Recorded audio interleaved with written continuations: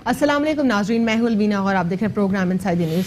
नाज़रीन, कुछ दिन पहले नहीं बल्कि हफ्तों पहले और महीनों से जब तमाम तर लानतों का रुख मोदी की जानिब था, यूएई ने एक बहुत बड़ा सिविलियन जो अवार्ड है, बिगेस्ट सिविलियन अवार्ड से मोदी को नवाजा, तो वो तमाम तर की जो लान तान है वो यूएई को चली गई। और अब बहरीन ने भी वही किया है, वही नक्शे कदम पे चला है और उन्होंने भी बिगेस्ट सिविलियन अवार्ड से मोदी को नवाजा। आखिर ये तमाम तर क्या सिनेरियो है? क्या अपने नेशनल जो उनके पर्सनल इंटरेस्ट हैं या हर कोई अपने इंटरेस्ट को सामने मद्देनज़र रखते हुए फैसला करे?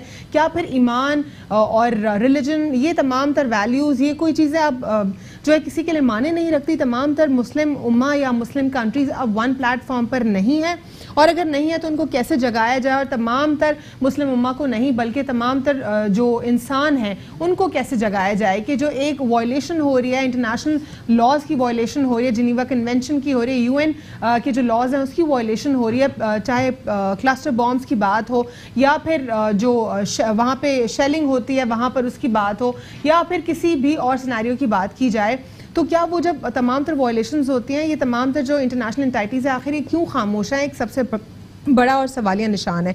आज वज़ीर आज़म इमरान खान साहब ने एक दफ़ा फिर ये कह दिया कि हम कश्मीर को जो है, अगर हम रहें या ना रहें, लेकिन कश्मीर को हिंदुस्तान का हिस्सा नहीं बनने देंगे। और वज़ीर ख़ारजा साहब ने भी यही स्टांस अपना जो है ज़ाहिर किया। आज अभी हम कश्मीर के हवाले से बात करेंगे, कुछ नेशनल इशूज़ पर भी बात करेंगे। हमारे साथ आज प्रोग्राम में मौजूद हैं सेनेटर हुमायूं मंदोखेल साहब पाकिस्तान तहरीक इंसाफ से, उनके साथ मौजूद हैं अली मोइनुद्दीन, तज्जियाकार हैं। अस्सलाम वालेकुम, आप दोनों को फॉर्मली प्रोग्राम में वेलकम करती हूँ। हुमायूं साहब, ये क्या सिनेरियो है? पहले यूएई, फिर अब बहरीन ने भी वही काम किया, और इस टाइम पीरियड पे क्या ये सही वक्त है, दुरुस्त वक्त है? देखिए, एक तो दुबई की अगर आप हिस्ट्री ले लें, मॉडर्न हिस्ट्री 1970-80 से जब उनका चला आ रहा है, जिस तरह से उन्होंने एक गैर अखलाकी, गैर मजहबी एक्टिविटीज़ के लिए अपने मुल्क को खोला है, जिस तरह से इलीगल ब्लैक मनी के लिए मार्केट खोला है।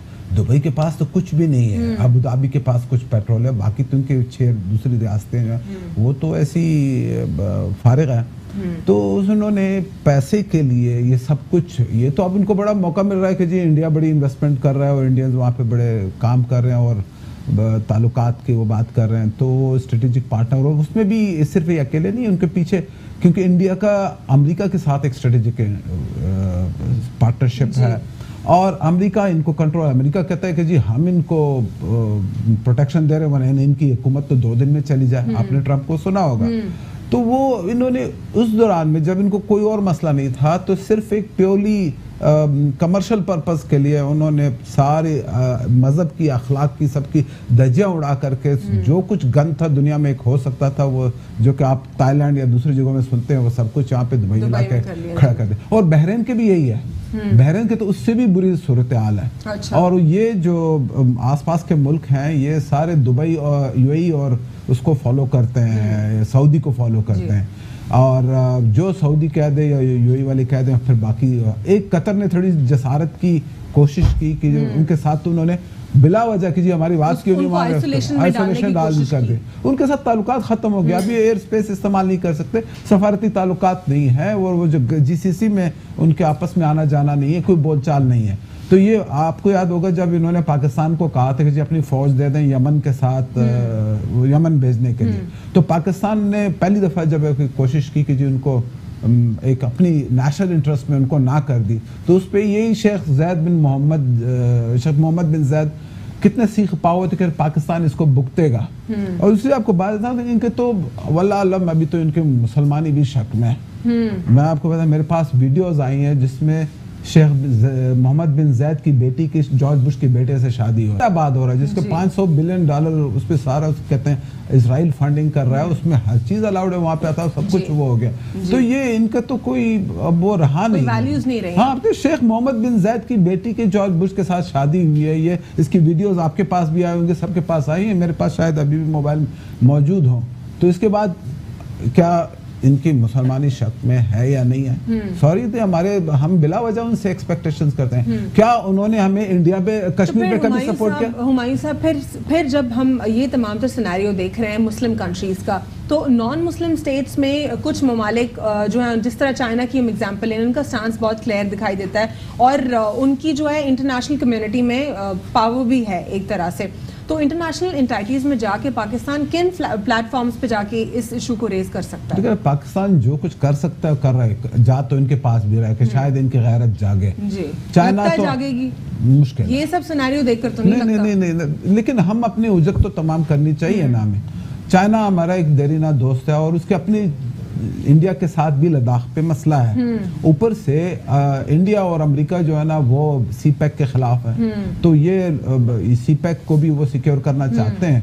तो चाइना हमारा सबसे बड़ा वो है साथी है इसमें। हमें चूंकि इस वक्त एक ह्यूमन राइट्स की जो वायलेशन हो रही है, पूरी दुनिया उसको देख रही है, जिसमें दूसरे जगह हुआ ईस्ट जिनेवा कन्वेंशन की है, यूएन लॉज की है, ओवरऑल इंटरनेशनल जो अभी जो जीनोसाइड वॉच है उन्होंने एक कंप्लीट रिपोर्ट तैयार की है, उसमें उन्होंने बताया है। और उसी के ऊपर तो बरतानिया के 45 एमपीज ने यूनाइटेड नेशन को खत लिखा, यूरोपियन एमपीज ने लिखा, उसके ऊपर जाकर के थोड़ा बहुत वहाँ पे सपोर्ट आई। लेकिन उसमें भी आप देखें जो इनके कमर्शियल इंटरेस्ट हैं वो आड़े आ जाते हैं। अब फ्रांस इंडिया को आर्म्स बेचता है, अब अगर उसके आर्म्स बिक रहे हैं तो इंसानियत के साथ, मुसलमानों के साथ, कश्मीर के साथ जो उन्होंने करना है कर ले, कौन रोकने वाला है? ठीक है ना। और ये वो वाले मुल्क हैं जिनके वीटो पावर है जी, और खुदा ना खास्ता अगर फ्रांस वीटो करता है तो फिर तो मसला ही खराब हो जाता है। अमेरिका ने भी, चूंकि अमेरिका के भी दो मसले हैं, एक तो ह्यूमन राइट्स का बहुत ज्यादा मसला है, ऊपर उसको अफगानिस्तान में पाकिस्तान की जरूरत है, तो वो आउटराइट इंडिया के वो नहीं कर सकता। ठीक है,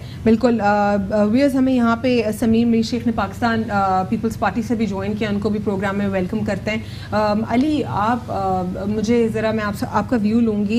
ये जो अभी रिसेंटली आपने सुना होगा कि सुप्रीम कोर्ट, जो इंडियन सुप्रीम कोर्ट है, उन्होंने एक्शन लिया है, जो उनके पास जो प्लीज़ आई थी कि आपने कैसे स्ट्रिप ऑफ कर दिया ये इन 2 आर्टिकल्स को, आपने क्यों कश्मीर का स्पेशल स्टेटस छीन लिया, उस पर प्रोसीडिंग्स अब होंगी। आपको क्या लगता है, क्या इंडियन सुप्रीम कोर्ट वाकई इसको दोबारा से जो है दुरुस्तगी की तरफ लेकर जाएगी इस मामले को? देखिए, इंडियन सुप्रीम कोर्ट भी जो है वो हुकूमत के अंडर में ही है, वहाँ पे प्रेशर में है, तो बज़ाहिर लगता नहीं है कि वो इसको जो है वो वापस जो है पुरानी हैसियत पे जो है वो इसको बहाल करा पाएंगी, क्योंकि फैसले इस वक्त जो है इंडिया में मोदी और बीजेपी की तमन्नाओं पे ही हो रहे हैं, जो उनकी ख्वाहिशात हैं उन्हीं को पूरा किया जा रहा है। वरना इंडिया की अपनी सूरत हाल जो है वो खाली कश्मीर के हवाले से नहीं, उनकी अपनी इकनॉमिक सूरत हाल इस वक्त जो है वो सबसे ज़्यादा ख़राब है और जो है उस पर भी कोई नहीं बोल रहा।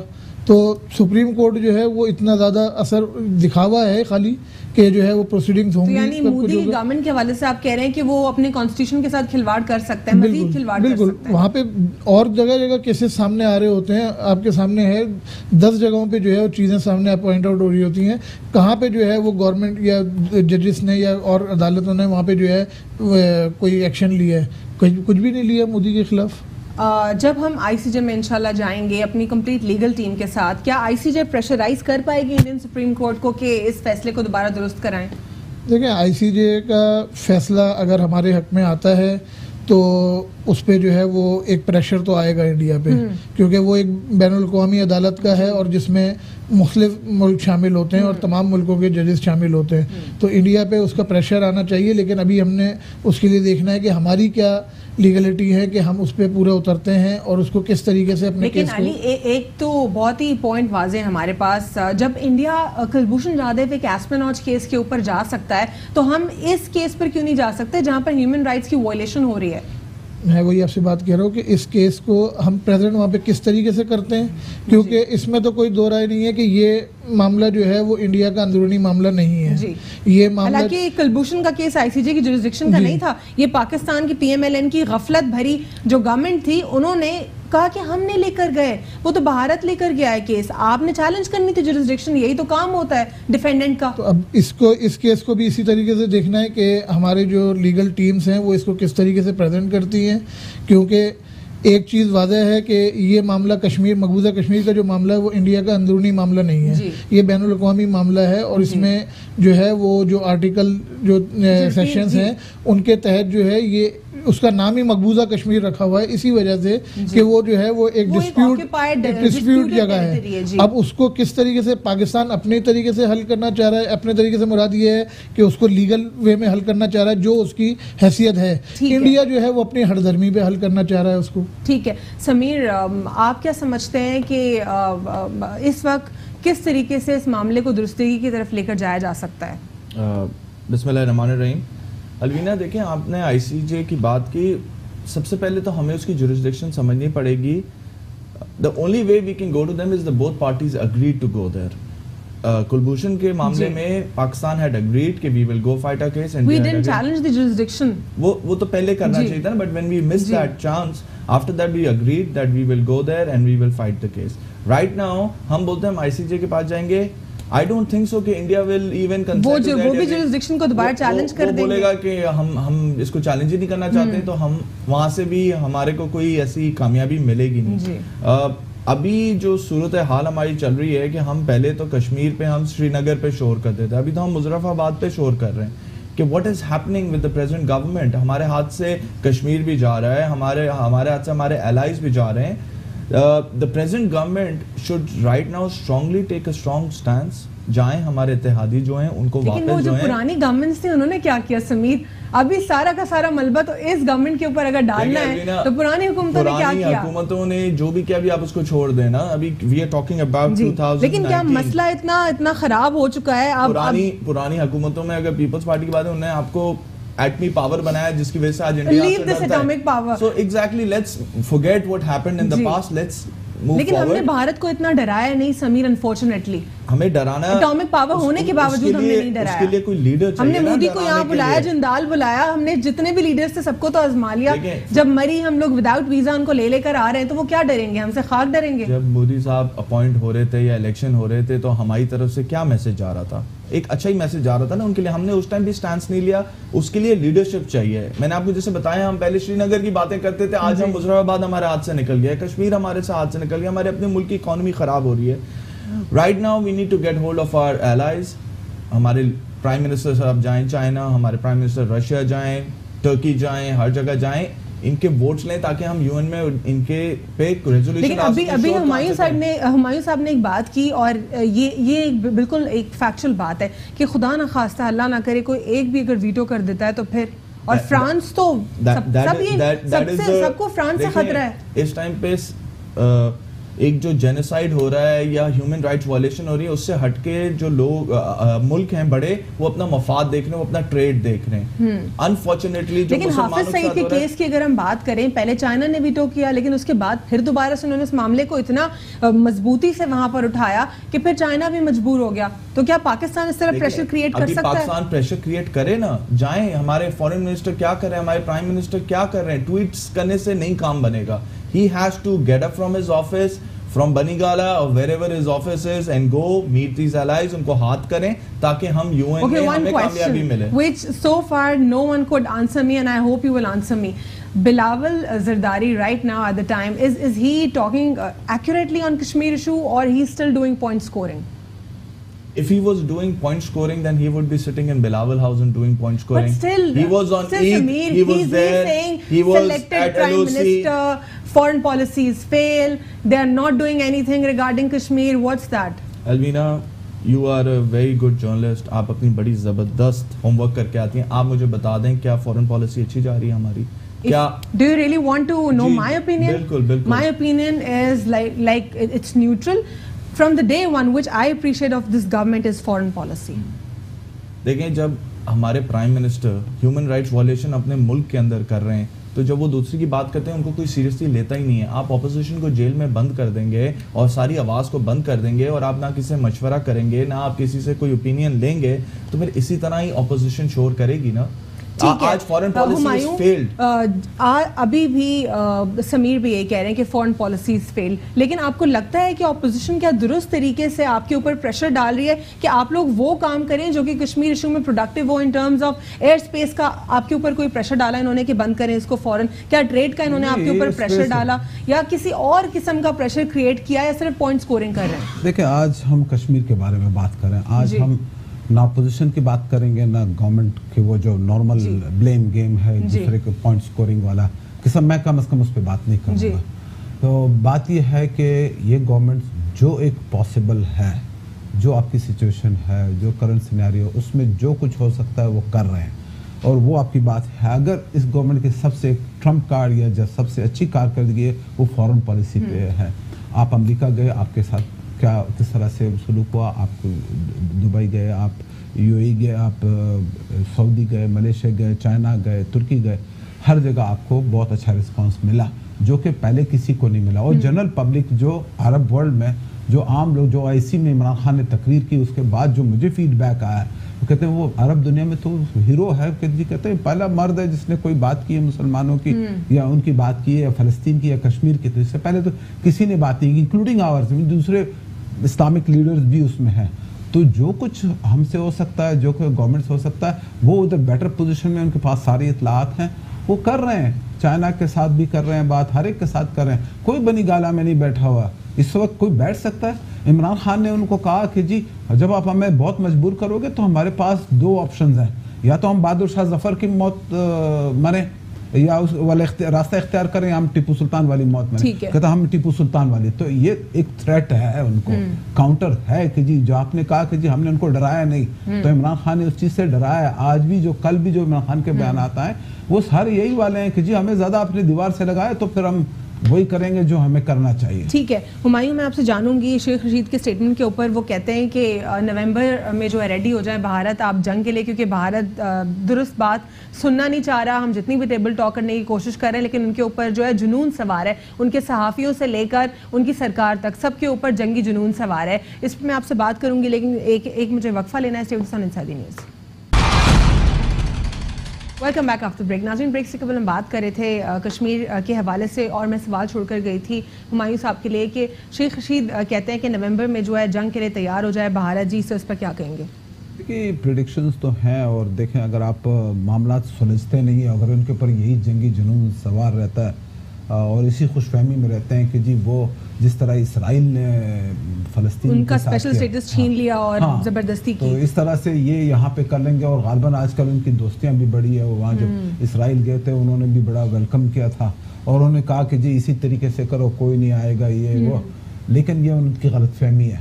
यहाँ पे कश्मीर की अपनी आबादी है और कश्मीर के साथ पूरा पाकिस्तान कड़ा है और पाकिस्तान की कैपेबिलिटी पे शक नहीं करना चाहिए क्योंकि पूरे अरब में वो कैपेबिलिटी नहीं है जो पाकिस्तान के पास है। जो फौज ही नहीं है उनके पास, तो फौज ही नहीं है तो हर दफा तो पाकिस्तान ने साथ दिया उनका, उसके बाद अब वो ये कर रहे हैं बिगेस्ट सिविलियन अवार्ड्स, पहले एक दूसरा। मैं तुर्की गया था तो वहाँ पे एक मुझे टर्किश मिला, उन्होंने पूछा कि पाकिस्तान कैसे, उन दिनों 2017 की बात, मैंने कहा इकोनॉमी ख़राब है ये वो है ना, कहते हैं कोई मसला नहीं, कोई आ जाएगा ठीक कर देगा।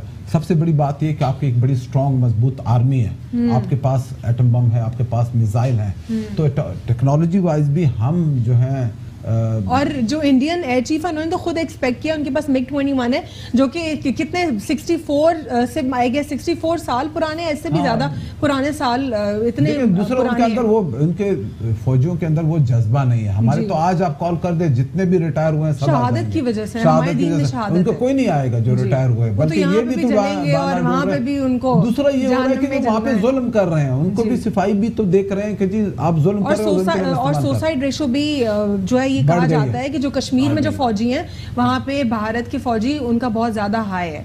बिल्कुल वहाँ पे और पाकिस्तान आर्मी अल्हम्दुलिल्लाह 0% सुसाइड रेट पाकिस्तान में कोई नहीं, हर कोई शहीद होना चाहता है और शहादत के लिए कोशिश करता है। इसीलिए तो कुरान में कहा गया अगर तुम सच्चे हो तो शहादत की या मौत की ख्वाहिश तो करो ना, तो ये लोग नहीं कर सकते। हमने इनको 65 में भी देखा है, 70 में जो हमारे साथ मसला हुआ उस वक्त हम वेस्ट पाकिस्तान में मजबूत थे, लेकिन हमारे साथ मसला ईस्ट पाकिस्तान में जो हमारे अपने पाकिस्तानियों ने, ईस्ट पाकिस्तानियों ने पीछे से वो जो भी मसला था, तो वो उस वक्त के भी कौन जिम्मेदार था उन हालात के, वो अब एक अलग बहस है, लेकिन पीछे से अपने लोगों ने अपने सिपाहियों को, फौजियों को मारा। अली, आप क्या सजेस्ट करते हैं कि हुकूमत को कौन से मेजर्स इस वक्त लेना ज़रूरी है, क्योंकि फॉरेन ऑफिस की तरफ से ये कहा गया है कि जो ट्रेड है उसको भी कम्प्लीटली रोकने की बात की जाएगी, उसके ऊपर काम होगा, साथ ही साथ एयर स्पेस के हवाले से वो तमाम तर मामला को देख रहे हैं। आप क्या समझते हैं और क्या करना चाहिए हमें? देखिए, हुकूमत को जो है वो फ़िलहाल तो फौरी तौर पे जो है एयर स्पेस को बंद करना चाहिए, क्योंकि ये जब पुलवामा वाले वाक़े में भी बंद हुई थी तो उस वक्त भी इंडिया के लिए काफ़ी नुकसान हुआ था। दूसरी बात, जो अफगानिस्तान के साथ उनकी तजारत है वो भी जो है उनके लिए बहुत ज़्यादा इफेक्ट पड़ेगा ट्रेड के ऊपर करने की। उसके अलावा पाकिस्तान ने जो है वो अपनी ट्रेड भी उनके साथ बंद कर दी है, ट्रेन्स भी बंद कर दी हैं, जिस पे वो बार बार जो है पाकिस्तान को जो है वो रिक्वेस्ट भी दे रहे हैं, दरख्वास्त भी दे रहे हैं कि ट्रेन बहाल कर दी जाए, और शेख रशीद साहब ने भी कहा है कि हम बहाल नहीं करेंगे। तो अब एक चीज़ है ये जो राहदारी वाला मामला है, इसमें पाकिस्तान को पीछे नहीं हटना चाहिए, पाकिस्तान को हमेशा जो है वो फ्रंट पे ही रहना चाहिए कि अगर पीछे हटे इंडिया हटे, ताकि सिखों की नज़र में भी वो जो है वो गंदे हों, और पाकिस्तान का इमेज, क्योंकि पाकिस्तान ने अब तक इस राहदारी के ऊपर भी 95% काम जो है कंप्लीट कर लिया है, और उन्होंने अभी तक कितना किया है वो इस चीज़ को अभी तक डिस्क्लोज नहीं कर रहे हैं। तो इस तरह के इक़दाम अगर पाकिस्तान लेता है तो वो पाकिस्तान के लिए ज़्यादा फेवरेबल। उस हवाले से भी पाकिस्तान का स्टेटमेंट आया कि इस मामले को भी नहीं छेड़ा जाएगा, ऐसा नहीं होगा कि खुदा न खास्ता इसको रोक दिया जाए इस तमाम तरह एस्केलेशन को देखकर। हाँ, तो इसलिए मैं कह रहा हूँ ना कि देखें ना, राहदारी वाला मामला के लिए इंडिया अभी तक कोई, अब जब से ये जंग की फिजा गर्म हुई है तब से इंडिया जो है कोई बयानात नहीं दे रहा, बल्कि उनके यहाँ तो जो है वो एक दो बयानात उनके मिनिस्टर्स के इस तरह भी आए हैं कि जी इसको जो है वो बंद कर दिया जाए, ना खोला जाए। अच्छा। और सिखों की भी मुखालफत उनके अगेंस्ट में आ सकती है अगर ये लोग नहीं खोलते, लेकिन पाकिस्तान को चाहिए कि जब उसने इतना बड़ा स्टेप लिया हुआ है तो इसको जो है प्रॉपर खोले और अपने टाइम पे इसको मुकम्मल। थोड़ा सा नेशनल इशूज़ की तरफ आते हैं। ये कचरा सियासत क्या है? ये पीपल्स पार्टी कहती है कि PTI, PSP और MQM जो है ये तमाम तर पॉलिटिकल पार्टीज कचरे के ऊपर सियासत खेल रही है। एक तरफ पीपल्स पार्टी कहती है सॉलिड वेस्ट मैनेजमेंट हमारे अंडर है, दूसरी तरफ खुद साइड पर हो जाती है। देखिए, कराची जो है वो मुख्तलिफ चीज़ों पे बटा हुआ है, इसमें KMC भी इन्वॉल्व है, बल्दिया भी इन्वॉल्व है, इसमें जो है वो आपकी CBC भी इन्वॉल्व है, कैंटोनमेंट बोर्ड भी इन्वॉल्व है। बात यह है कि सिर्फ जो है वो एक दूसरे पे इल्ज़ाम तराशी हो रही है। अगर मेयर कराची अपने हिस्से का काम करें जो कि 30 to 35%, लेकिन मेयर कराची तो कहते हैं उनके पास बिल्कुल कोई राइट्स नहीं है, बिल्कुल वो बिल्कुल ही क्या कहें, वो कहते हैं कि उनके पास कोई राइट्स है ही नहीं, कुछ कर ही नहीं सकते। लेकिन सवाल ये है कि फिर वो क्यों अपनी पोजीशन पर है? अगर वो कहते हैं मैं कुछ नहीं कर सकते तो फिर वो रिजाइन कर दें। वो रिजाइन करने की भी वो जवाब नहीं देते। 13 अरब रुपए उनके पास आता है। कराची ओवरऑल जो है वो तकरीबन 1200 अरब के करीब टैक्स देता है जो कि फेडरल को और सिंध गवर्नमेंट को देता है, जिसमें से 350-400 अरब जो है सिंध गवर्नमेंट के पास टैक्स जाता है। उसके बावजूद भी अगर हम यहाँ पे इल्जाम तराशियाँ करें, इमेच्योर सा जवाब MQM की तरफ से आता है जिसपे वो कहते हैं कि वो क्या गिव अप कर दें रिजाइन करके। मैं एक बात कह रहा हूँ ना कि इससे एग्री करेंगे, इस जवाब से सेटिस्फाई होते हैं? इससे सेटिस्फाई नहीं होंगे। और PP भी अपना काम नहीं कर रही ना। मैं वो कह रहा हूँ ना 30 से 35% जो है वो मेयर कराची का हिस्सा है कराची के अंदर। उसके अलावा जो है वो मेयर का अपना बल्दिया का अपना हिस्सा है, पीपल पार्टी की जो गवर्नमेंट है इसका अपना हिस्सा है। अब आप ये देखें कैंटोनमेंट के इलाके जो है वो क्यों साफ होते हैं? अगर आप इस पे देखें तो कैंटोनमेंट वो तो उनके अपने अंडर में है तो वो अपना सुपरविजन करते हैं। तो यही मैं कह रहा हूँ ना कि 3 हिस्सों में बटा हुआ है ना। कैंटोनमेंट अपना काम कर रहा है, काम नहीं हो रहा तो बल्दिया के इलाकों में नहीं हो रहा और KMC में नहीं हो रहा। आपके पास जो टैक्सेस आ रहे हैं, जो आपके पास चीज़ें आ रही हैं, उससे आप कहते हैं कि जी तनख्वाहें चली जाती हैं, पेंशन्स चली जाती हैं। 13 अरब रुपए की आपकी साल की तनख्वाहें और पेंशन्स हैं, तो फिर आप जो है उसको रिवाइज करें। यानी आपके पास 13 अरब रुपए में इस वक्त जो है वो डेंगू सब जगह फैल रहा है और चीज़ें फैल रही हैं, मक्खियाँ, मच्छर और चीज़ें। अभी तक आप ऐलानात कर रहे हैं कि हम फ्यूमिगेशन करवाएंगे, कोई भी उसके लिए स्प्रे या कुछ और इस तरह की कोई चीजें जो है अभी तक इकदाम रोड पे नहीं आए। कराची कैंपेन को कैसे देखते हैं आप, क्योंकि ये काम नहीं था फेडरल का, ये एक उन्होंने एडिशनल एक काम किया, लेकिन पीपल्स पार्टी इस पर थोड़ा खुश भी दिखाई देती है, थोड़ा सा इसके ऊपर क्रिटिसाइज भी करती है। इस मामले में भी ये है कि जब फेडरल ने इस पे हाथ रखा तो फेडरल को चाहिए था कि थोड़ा सा प्लान करके, क्योंकि आप एक स्टेज पे काम स्टार्ट कर दें, उसके बाद जो है वो अली जैदी साहब ने जो है वो अनाउंसमेंट की कि जी हमें जो है वो फंडिंग चाहिए, यानी कराची के अवाम 1200 अरब रुपए टैक्स भी पे करे, उसके बाद आपको 2-3 अरब रुपए जो है वो इसके लिए फंड भी दे।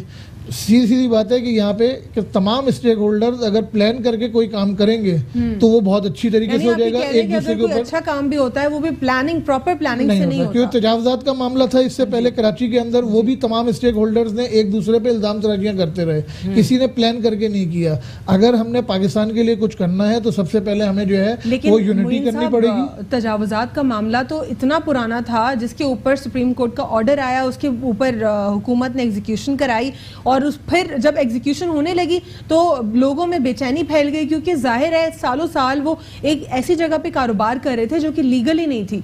अब उसको बिल्कुल फैब्रिकेट करके मीडिया पर दिखाया गया। लेकिन उसमें भी मेयर कराची यही रोना रोते रहे ना कि मेरे इख्तियारात नहीं है, सिंध गवर्नमेंट अपना रोना रोती रही। तो उसमें भी अगर प्लान करके करते तमाम स्टेक होल्डर्स, हमारे यहाँ जो है वो पानी का मसला ले लें, तजावजात के ले लें, कह रहे हैं कि वन पेज पर कोई नहीं है, वन पेज पे नहीं है। समीर, आप क्या कहते हैं कि लोकल बॉडीज हों या फिर फेडरल गवर्नमेंट या प्रोविंशियल, क्या तमाम तर जो भी सबका डोमेन है, क्या वो वन पेज पर नहीं, और क्यों नहीं आ सकते वन पेज पर? देखें अलवीना, पीपल्स पार्टी तो दिन रात काम कर रही है। अगर पीपल्स पार्टी से बोलें कि पीपल्स पार्टी काम नहीं कर रही है तो काम कर रही है समीर, आप कल ही की उठा लें तो हमारा लोकल मिनिस्टर पूरी रात बाहर थे, रोड्स पे थे, पहले बारिश हुई, CM was the only chief minister in Pakistan who was seen day and night working on the roads with his whole team. तो अब ये बोलना कि सिंध गवर्नमेंट काम नहीं कर रही है, ये तो मेरा ख्याल है थोड़ा नाजायज़ होगा। सेम पेज पे क्यों नहीं आते हैं? सेम पेज पे इसलिए नहीं आते हैं क्योंकि हर किसी को अपनी सियासत चमकाना है, इधर काम करना नहीं है, सियासत चमकाना है। आपने लेट्स क्लीन कराची की बात की, लेट्स क्लीन कराची नहीं है, it's let's do not clean Karachi है। अच्छा, क्यों? हाउ डू यू से दिस? क्योंकि जब से इन लोगों ने ये कैंपेन स्टार्ट की है, कराची को और गंदा किया है, साफ नहीं किया है। कैसे समीर? जब इनकी मीटिंग हुई थी विद सिंध गवर्नमेंट तो उसमें तय किया गया था कि ये कचरा उठाएंगे और जो एक डेजिग्नेटेड एरिया है जो लैंडफिल है वहां डंप करेंगे। इन लोगों ने ऐसा नहीं किया। इन लोगों ने एक तरफ से कचरा उठाया, दूसरी तरफ जाके फेंक दिया, जिसकी मैं ये एक फेरी टेल नहीं बता रहा हूं। I just asked this question yesterday from MPA of Pakistan Tehreek-e-Insaf। उन्होंने बताया कि जब नालों से कचरा निकाला जाता है तो वो ऑब्वियसली गीला होता है, जब वो वेट कचरा बाहर निकाला जाता है उसको एक स्पेसिफिक टाइम चाहिए होता है सुखाने के लिए, उसके बाद जब वो सूख जाता है तो फिर उसको डंपिंग पॉइंट्स पे ले जाके डंप किया जाता है। अनफॉर्चुनेटली कुछ ही दिन में दोबारा बारिश हो गई। नाले के जो कचरा है वो KMC की भी डेजिग्नेटेड एरियाज हैं और सिंध गवर्नमेंट ने भी दिए हैं। यही तय किया गया था, ये सारी चीजें तय गई थी। लेकिन समीर, अगर नाले से पूरा गीला कचरा निकाला जाएगा वो कैसे डंप कर देते हैं? KMC का एक जगह है बनी हुई जहाँ ये कचरा जो नाले का निकालना है वहां रखना है, फिर उसके बाद वो लैंडफिल पे भेजना है। इन लोगों ने ऐसा नहीं किया। इन लोगों ने एक तरफ से कचरा उठाया और उधर ही फेंक दिया। टेक्निकली दिस इज पॉसिबल कि गीला कचरा निकाला जाए और मशीनरी से? मैंने आपको बताया ना कि वो डायरेक्ट लैंडफिल पे ले जाने का नहीं है कचरा वाला, वो एक और जगह जाता है, फिर वहां से जाता है। इन लोगों ने वो चीज नहीं की। इन लोगों ने जहां से उठाया वहीं फेंक दिया। इसकी एक नहीं 50 वीडियोस अवेलेबल हैं, आप ट्विटर पे देख लें, कहीं भी देख लें, जो कचरा उठा रहे थे हर जगह से फेंक रहे थे। फिर सिंध गवर्नमेंट ने इनको ये कहा कि नासिर शाह साहब ने भी अप्रिशिएट किया था इस कैंपेन को और सब बहुत सारे पीपल्स पार्टी के लोगों ने जब अप्रिशिएट किया था तो फिर इनको आगाह क्यों नहीं किया, थोड़ा बताया क्यों नहीं? एंड ऑफ द डे क्या हुआ कि अली जैदी साहब भी पीछे हट गए कि हमारे पास फंड्स नहीं है। मेयर साहब जो बड़ा इनके साथ खड़े होकर प्रेस कॉन्फ्रेंसेस की, आज भी वो यही बोल रहे हैं। कल के इंटरव्यू में भी उन्होंने ये बोला कि ये एक बिल्कुल ही नाकाम एक मुहिम है, क्योंकि जब तक KMC को फंडिंग नहीं देगी फेडरल गवर्नमेंट, हम कुछ नहीं कर सकेंगे। आपको याद है जब बिन कासिम का इफ्तिताह किया इमरान खान साहब ने आके दोबारा, जो मुस्तफ़ा कमाल साहब कर चुके थे, तो वहाँ उन्होंने एक पैकेज प्रॉमिस किया। मुझे सही तरह याद नहीं 125 अरब थे या कुछ तरह का था पैकेज जो देंगे। वो आज तक 125 रुपए भी नहीं मिले KMC को। आज मेयर साहब बोलते हैं कि हमारे पास जो है पावर्स नहीं है। 2 डिस्ट्रिक्ट इनके पास हैं जो ये खुद कचरा उठाते हैं, DMC और KMC के। वहाँ क्या कचरा साफ हो गया है? आज केएमसी के जो के इलेक्ट्रिक का बिल है वो भी सिंध गवर्नमेंट पे करती है, इनको स्नॉकल चाहिए हो तो वो भी सिंध गवर्नमेंट इनको देती है, चाहे इनको गटर का कचरा उठाना है वो भी सिंध गवर्नमेंट इनको देती है। इनसे पूछे ना आज तक फेडरल गवर्नमेंट ने आपको क्या दिया है? जीरो। लेकिन फेडरल का डोमेन है, बिल्कुल डोमेन है देना इनको, ये इनके कोalition पार्टनर्स हैं। मैंने आपको भी बताया जब बिन कासिम का इन्होंने इफ्तिताह किया इमरान खान साहब ने आके पाक का, तो उन्होंने एक पैकेज अनाउंस किया। पीटीआई कहती है कि हमने वो इफ्तिताह नहीं किया। 12 अरब रुपए बजट में इन्होंने कराची के लिए रखा है, जो 65% टैक्स देती है पीटीआई ने। वो 12 अरब तो चले पता नहीं कब मिलेगा, लेकिन अभी तक 125 अरब रुपए सिंध गवर्नमेंट खर्च करने जा रही है और कर चुकी है। वन लास्ट थिंग, आप इनसे ये जरूर पूछिए कि मेयर साहब S3 के प्रोजेक्ट पे क्यों नहीं बात करते हैं, K4 के प्रोजेक्ट पे क्यों नहीं बात करते हैं, ग्रीन लाइन के प्रोजेक्ट पे क्यों नहीं? ये कोalition पार्टनर्स हैं, दे आर वन।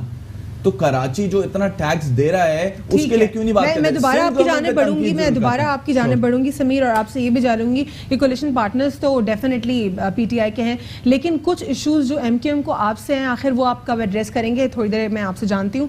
हुमायूं, आप कुछ ऐड करना चाह रहे हैं? देखिए, इसमें जो आपने बात की कि जी इन्होंने कहा कि जी कचरा पहले से ज़्यादा गंदा कर दिया।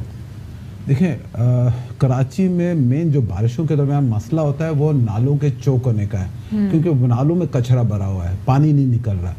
देखिए, उसका डिस्पोजल एक दूसरा मसला है, ठीक है, वो भी एक मसला है, नहीं है कि बीच में नहीं छोड़ना चाहिए। लेकिन उस वक्त दो चीज़ों की वजह से कचरे को, बल्कि 3 वजूहात की वजह से कचरे को उधरी ही छोड़ा जा सकता है निकाल करके। एक तो नाले को साफ करना ताकि पानी निकल जाए, कचरा निकाल कर। दूसरा, वो कचरा गीला था उसका सूख जाए ताकि सूखा हल्का भी होता है और ज़्यादा आप वो कर सकते हैं।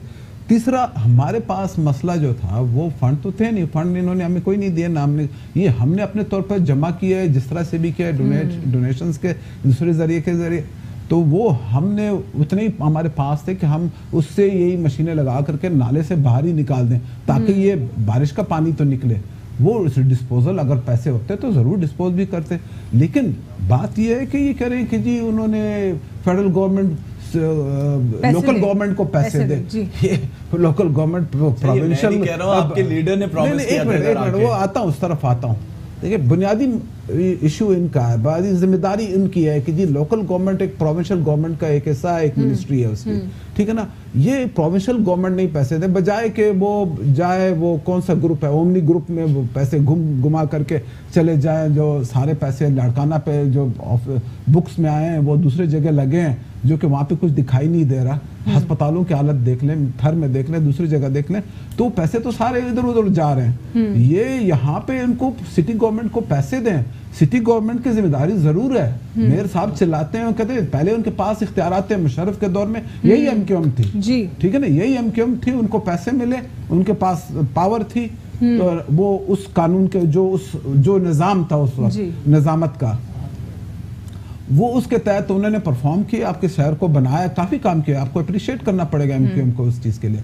लेकिन आज ना उनके पास इख्तियार है, सारा इख्तियार जो है ना वो प्रोविंशियल गवर्नमेंट ने उनसे ले लिया और पैसे भी नहीं दे रहे। जबकि ये बात है कि फेडरल जो कलेक्शन होती है उसमें 65% कराची वो कर रहा है। मुस्तफ़ा कमाल साहब क्रिटिसाइज करते दिखाई देते हैं वसीम अख्तर साहब को, वो कहते हैं कि ये सारा रोना इन्होंने कोर्ट में भी मचाया हुआ है और इख्तियारात की बात करते हैं, ये सिर्फ ये तो एक सियासत भी आ जाती है बीच में मुस्तफ़ा कमाल साहब। लेकिन ये हमें पता है कि जी उनको ये ना पैसे दे रहे हैं ना वो दे रहे हैं, जबकि मैंने कहा कराची सिंध के लिए भी कमा रहा है, पूरे मुल्क के लिए भी कमा के दे रहा है, और ये कराची डूब रहा है और उसके साथ ये मुल्क डूबेगा। जो कलेक्शन हो रही है इस वक्त रेवेन्यू की वो भी नहीं हो पाएंगे। इसको पीपल्स पार्टी वाले पता नहीं कब रियलाइज करेंगे। हम सिर्फ टॉक शोज में बैठ करके ब्लेम गेम करें, इससे तो मसला हो जाएगा, ये भी उठ जाएंगे, मैं भी उठ जाऊंगा। कचरे का ठेका चाइना को दिया सॉलिड वेस्ट मैनेजमेंट ने, जो कि पीपल्स पार्टी के डोमेन में आता है, क्या ये दुरुस्त फैसला था? कचरे से तो चाइना ने कहा आपके पास इतना कचरा है, हम इससे आपको बिजली बना के देंगे, उल्टा हम उनको पैसे दे रहे हैं, कॉन्ट्रैक्ट खत्म हो गया तो अब इस कचरे से बिजली बनवा लें। वो तो इसके कोई ऐसा मुआहदा नहीं बनाया जा सकता?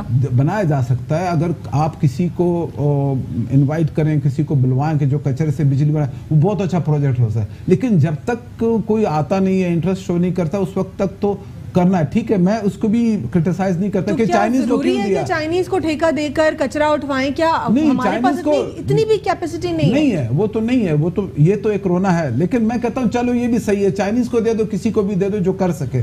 लेकिन यहाँ पे मसला हुआ वो जिस चाइनीज को दिया गया वो नहीं कर सके, इन्हीं के गवर्नमेंट ने उनका वो वापस खत्म किया ना, चीफ सेक्रेटरी ने वो जो एग्रीमेंट था वो खत्म कर दिया।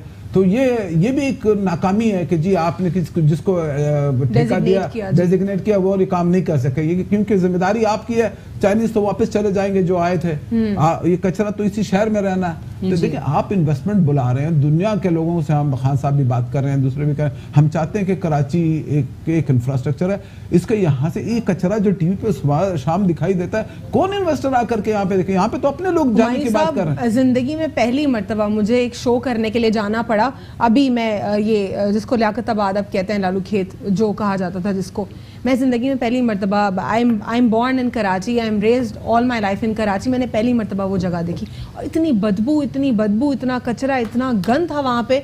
जो MQM बार बार इलेक्ट होती आई कराची में, वो भी फेल, पीपल्स पार्टी भी अब डिलीवर नहीं कर पा रही हमेशा की तरह। आखिर ये कराची का मसला कैसे एड्रेस होगा? देखिए कराची को सिंध वाले ओन नहीं कर रहे, ठीक है ना, जिनकी गवर्नमेंट है। सिंध की ओनरशिप जरूरी है, सिंध की ओनरशिप बहुत जरूरी है। आप क्या कहते हैं हुमायूं, सिंध की ओनरशिप जरूरी है या MQM पाकिस्तान को भी वन पेज पर आना होगा सिंध गवर्नमेंट के साथ? आखिर कैसे कराची का मसला एड्रेस होगा? देखें, अभी जो आपने मुस्तफ़ा कमाल साहब की बात की, मुस्तफ़ा कमाल साहब के दौर में उनके साथ गुड लक ये थी कि उनको गवर्नर की भी हिमायत थी, उनको सिंध गवर्नमेंट की भी हिमायत थी, उनको फेडरल की भी हिमायत थी, तो वो अपने परफॉर्म कर रहे हैं। गवर्नर के राइट्स जो होते हैं वो सिर्फ और सिर्फ कॉन्स्टिट्यूशन तक ही होते हैं। उस टाइम पे मुशर्रफ साहब की गवर्नमेंट थी और डंडा सिर्फ मुशर्रफ साहब का चल रहा था। अच्छा। और उस वजह से उनको सब तरफ से हिमायत थी और वो सारा काम कर गए, क्योंकि सारे के सारे जो है वो ऊपर से प्रेशर पे वन पेज पे थे। तो सिर्फ बात यही है कि अगर आज सब वन पेज पे आ जाएं तो मसाइल जो है हम पहले की बनिस्बत बहुत अच्छे तरीके से हल कर सकते हैं। अभी आपने लियाकताबाद की बात की, लियाकताबाद में इस वक्त ये कंडीशन हो गई है, लालू खेत, लियाकताबाद वगैरह के एरियाज में, कि वहाँ पे प्राइवेट ठेकेदार जो है वो आ गए हैं, उन्होंने पम्फलेट देकर घरों से 150-200 रुपए जो है वो जमा करना शुरू। 30,000 रुपए में एक गली साफ कराई। हाँ, वो के लिए हम रोजाना आपके यहाँ से कचरा उठाएंगे और आपकी गली जो है वो उसने अपना न्यूली लॉन्च वहाँ पे मोबाइल मार्केट चलाने, लोगों ने अपने कमाई शुरू कर दी है और गवर्नमेंट जो है वो आंखें बंद करके बैठी हुई है, गवर्नमेंट कुछ नहीं करी। चाहे वो बल्दिया गवर्नमेंट हो, चाहे पैसों से साफ कराएंगे, हम टैक्स भी देंगे कराची की आवाम और उसके बाद हम जो है वो इन कामों के लिए एड भी देंगे, मदद भी देंगे। आखिर कैसे ये नाइंसाफी खत्म होगी? देखें, हुमायूं साहब ने बड़ी अच्छी बात की थी शुरू में कि हम सोल्यूशन की तरफ जाते हैं, तंकीद की तरफ नहीं जाते हैं, बट अनफॉर्चुनेटली कोई सोल्यूशन नज़र नहीं आया। इन्होंने कहा कि सिंध गवर्नमेंट जो है वो कोई खर्चा नहीं कर रहा है, कोई फंड नहीं देता है KMC को। तो मैं आपको ये आपके चैनल से बताता चलूं कि हम अब तक 90 अरब रुपए मेयर साहब को दे चुके हैं। तो इसकी भी कोई इंक्वायरी कराए ना, क्यों नहीं NAB एक्टिवेट होती है और इंक्वायरी कराए कि इन पैसों को उन्होंने क्या किया है। आपके पास एंटी करप्शन है, आप जब बोले थे हुमायूं साहब, मैं सिर्फ एक मामूली सी बात कर रहा हूँ, आप बोले, बिल्कुल बोले, ठीक है। हमने उनको स्नॉकल चाहिए तो सिंध गवर्नमेंट देती है, कि इलेक्ट्रिक का बिल पे करना है तो सिंध गवर्नमेंट देती है, उनको गटर के लिए पैसे नहीं है तो सिंध गवर्नमेंट देती है। आपने कहा कि फेडरल गवर्नमेंट का कोई काम नहीं है, प्रोविंशियल गवर्नमेंट का काम है, तो मैंने तो आपको इतनी चीजें दिखा दी, बता दी जो प्रोविंशियल गवर्नमेंट कर रही है। ये MQM इनके इत्तेहादी बने, पहले इन्हें खाकान अब्बासी साहब को वोट दिया, फिर इमरान खान साहब को वोट किया। सबसे शॉकिंग बात जो है, इत्तेहादी रह चुके हैं, हमारे भी रहे हैं, तो हमने तो काम के लिए इनको बोला था ना। अब द शॉकिंग पार्ट इज कि आज हुमायूं साहब जो इनकी पार्टी का बुनियाद थी, जो ये MQM की इतनी तनकीद करते थे, बुराई करते थे, आज बैठ के उनकी तारीफ कर रहे हैं कि वो बड़ा अच्छा काम कर रहे हैं। तो हम तो नहीं तारीफ कर रहे बैठ के ना, हम तो नहीं कह रहे आज हमारे इत्तेहादी तो नहीं, इनकी तो बुनियाद थी सियासत की, इमरान खान साहब की, कि वो MQM पे उन्हें तनकीद करें, बट आज बैठ के उनको जो है वो डिफेंड कर रहे हैं। चलें, अच्छी बात है। देखें, नहीं मैं करूंगा, फेडरल गवर्नमेंट के कुछ प्रोजेक्ट्स हैं, ये कहते हैं कि फेडरल गवर्नमेंट का कोई काम नहीं है, सारा काम जो है प्रोविंशियल गवर्नमेंट का। प्रोविंशियल गवर्नमेंट के पास जो सॉलिड वेस्ट मैनेजमेंट 4 डिस्ट्रिक्ट्स हैं, 2 डिस्ट्रिक्ट आज भी KMC के पास हैं। क्या वो काम कर रहे हैं? क्या जो फंडिंग इनको मिली है केसन गवर्नमेंट से, उसका कोई जवाब है इनके पास? जल्दी नहीं है। सो प्रोविंशियल गवर्नमेंट तो अपना पूरा काम कर रही है। हमने बहुत सारे प्रोजेक्ट्स बनाए, 125 अरब रुपए खर्च कर दिए। आप इनसे ये पूछें कि हमारा K4 का प्रोजेक्ट कब दे रही है, S3 कब दे रही है, ग्रीन लाइन कब दे रही है, जो इन्हें वादे किए थे कराची से। जो ये बात कर रहे थे कि जी MQM के साथ, MQM अब वो MQM नहीं है जो अल्ताफ हुसैन की जो आज हम जब से ये तो आपको मानना पड़ेगा, वो खाले छीनना, वो बदमाशी वो नहीं है, वो बदमाशी नहीं। आज आप पूरे कराची में रात के दिन के किसी भी टाइम ओपनली अकेले घूम फिर सकते हैं, क्रेडिट सिंध गवर्नमेंट वो पे जाता चीजें, है। वो एक्सटॉर्शन, वो सब चीजें नहीं, वो क्रेडिट फौज को जाता है, आपको नहीं जाता। सिंध गवर्नमेंट ने पावर्स दिए थे डीजी रेंजर्स को, आगे आप थोड़ा आपके अगर आपके सिंध गवर्नमेंट ने पावर्स दिए नहीं थे, तो और सिंध पुलिस का भी बड़ा उसमें आप मुझे तो बीच में इतना टाका, आप सारा टाइम ले रहे हैं ना, वो पुलिस को आप ठीक गलत बयानी कर, देखें अभी गलत बयानी नहीं कर रहा, आज सिंध गवर्नमेंट का भिजवा दे रेंजर्स को वापस अपने बैरकों में भिजवा दे। रेंजर्स का क्रेडिट है, आप पुलिस को ठीक ये बोलना पुलिस के जरिए करवा नहीं है, ये गलत बात है। पुलिस के जरिए ठीक करो। एमक्यूएम को उस वक्त हमने नहीं कहा, लेकिन अगर एमक्यूएम ठीक हो जाती है और अल्ताफ हुसैन बीच में से हट जाता है, अगर वो सही बच्चे बनते हैं तो फिर मुल्क के शहरी तो यही लोगों ने किया था जो आज बैठे हैं। बहुत बहुत शुक्रिया हुमायूं मंदोखेल साहब आपका, अली मोइन आपका, और समीर मिर्शेख आपका भी बहुत बहुत शुक्रिया। कुछ चीज़ें कंक्लूड करती चलूँ तो उसमें यही है कि हमारी पूरी लीगल टीम जो पाकिस्तान की इंशाल्लाह ICJ जाएगी, ज़रूर पूरी तैयारी के साथ जाएगी। कश्मीर इशू के ऊपर हम जितने भी इंटरनेशनल प्लेटफॉर्म्स के ऊपर इस बात को उठा रहे हैं, हम ज़रूर जो है इसमें कामयाबी हासिल कर पाएंगे। एक बहुत बड़ा सवालिया निशान अब भी ये है कि कराची में रोज़ बारिशें हो रही हैं और Karachi is the hub of Pakistan, financial hub of Pakistan, पूरे पाकिस्तान को कमा के देता है, लेकिन यही कराची जो है हमेशा से अपने राइट्स के लिए मफलूज रहता है और अपने राइट्स के लिए बात करता है। आखिर कब लोकल बॉडीज, फेडरल या फिर प्रोविंशियल गवर्नमेंट वन पेज पर आएंगी और कराची के राइट्स मिल पाएंगे? आज के लिए इतना ही। अल्लाह हाफ़िज़, गॉड ब्लेस यू ऑल।